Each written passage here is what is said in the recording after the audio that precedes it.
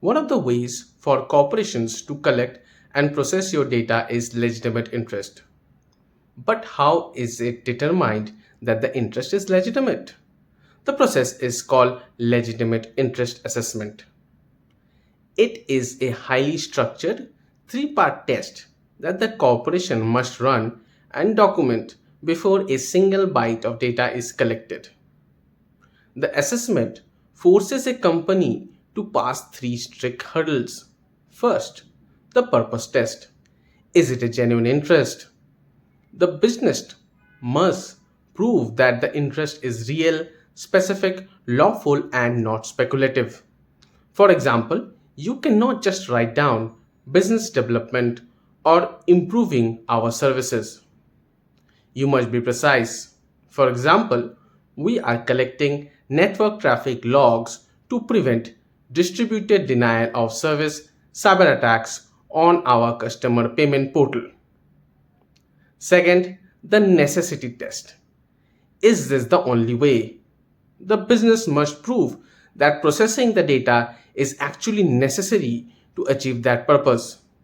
If there is a less intrusive, more privacy friendly way to get the same result, the test fails. For example, if you can prevent corporate fraud or track website crashes using completely anonymous, non identifiable user data, then collecting personal user history is not necessary. The loophole closes. Lastly, the balancing test. Do individual rights override the business? This is the hardest part. The company must objectively weigh its business benefit against the individual's fundamental rights, freedoms, and reasonable expectations. For example, a bank tracking your geolocation to flag a stolen credit card passes the balance test because you reasonably expect fraud prevention.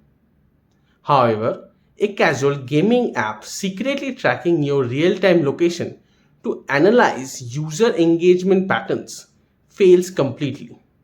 The intrusive nature of the tracking heavily outweighs the app's minor commercial interest.